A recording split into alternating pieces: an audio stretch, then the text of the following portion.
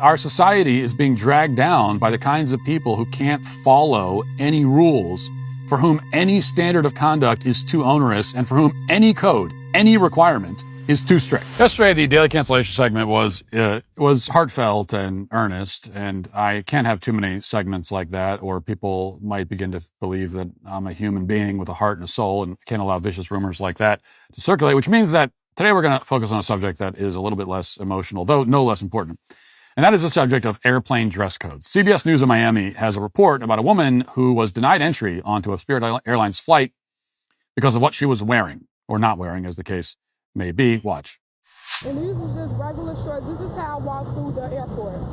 This is how I walk through the airport with these shorts on. With my robe. This is exactly how I have my clothes. Your boarding pass, please. As Tanasia Grayer approached the Spirit ticket counter, tensions quickly grew. She was just told she wouldn't be allowed on her flight back to Chicago. I'm right here. You need to get out my face. You don't have to address me like that. You can say whatever you need to say from right there. You don't have to get in my face. You don't get to tell me what to do. And you don't get to tell me what to do. Grayer says it all started over this outfit she wore to the airport. She says she wore similar shorts while traveling on a plane to Miami on Sunday. We were getting ready to board the plane, and the lady at the front desk, she stopped me and said, "You're not getting on a plane like that." So I looked at her and I said, "Like what?" She said, "With those shorts."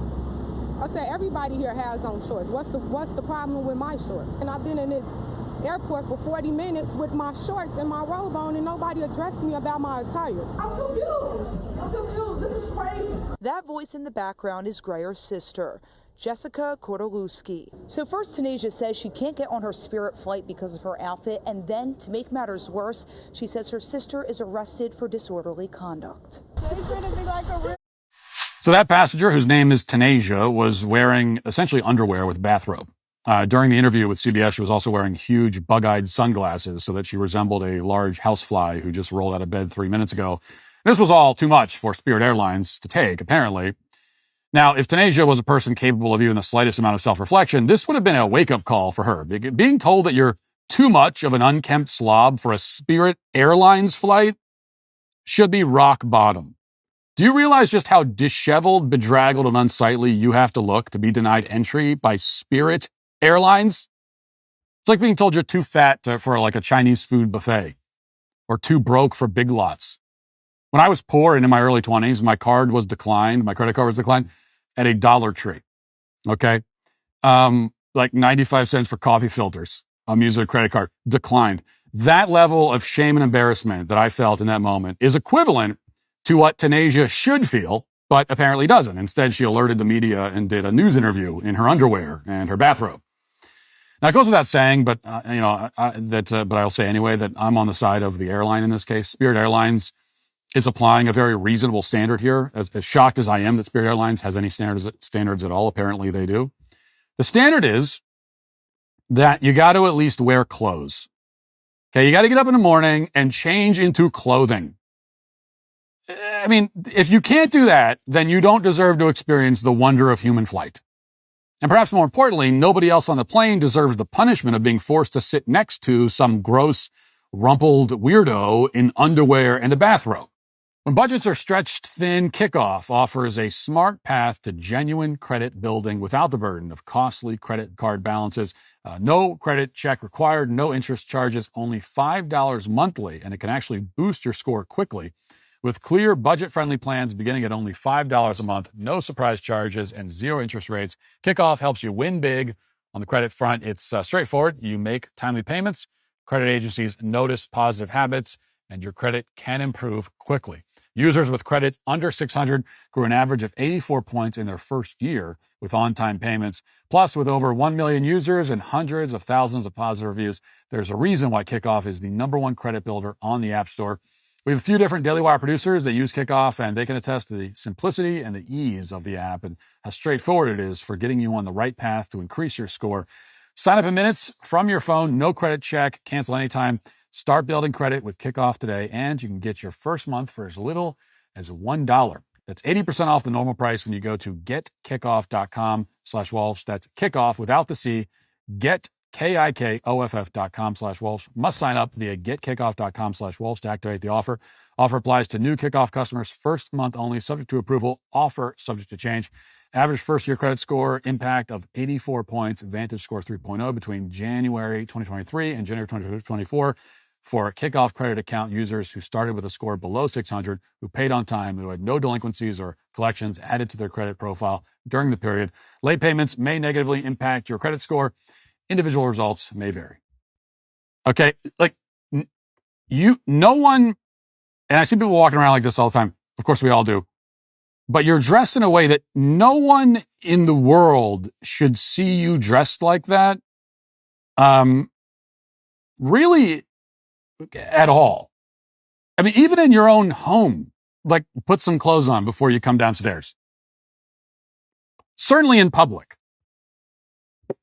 This is why I've argued many times airlines should all have much stricter dress codes. Requiring that passengers wear clothing of some kind is a good start. We're all going to be trapped on this metal tube together for an extended period of time, and flying through the air 35,000 feet in the sky at 600 miles an hour is miraculous. It's a great privilege. The dress code should reflect those facts, which is why back in the 50s and 60s, passengers wore formal attire on planes. And we should go back to that. Now, I say this as someone who does not put on a suit to board a plane. I'm not claiming that I do. No airline has that dress code. But if any airline ever did roll out that dress code, I would become a devoted customer. And that's not because I enjoy wearing a suit. I really don't. It's because that requirement would weed out obnoxious slobs like Tanasia and her sister. I don't want to share a plane with people like that. I don't want to share any space anywhere, any contacts with people like that. If you're sloppy, loud, rude, and generally disagreeable and unpleasant, I don't want to be around you. Nobody wants to be around you. And all institutions, organizations in this country should start putting rules in place that disqualify and exclude people like that. Now, I know why they don't. Playing to the lowest common denominator seems like it makes business sense. Excluding potential customers, no matter how bedraggled and objectionable they may be, seems like it would hurt the bottom line. That's why standards have plummeted everywhere, and our collective quality of life along with it.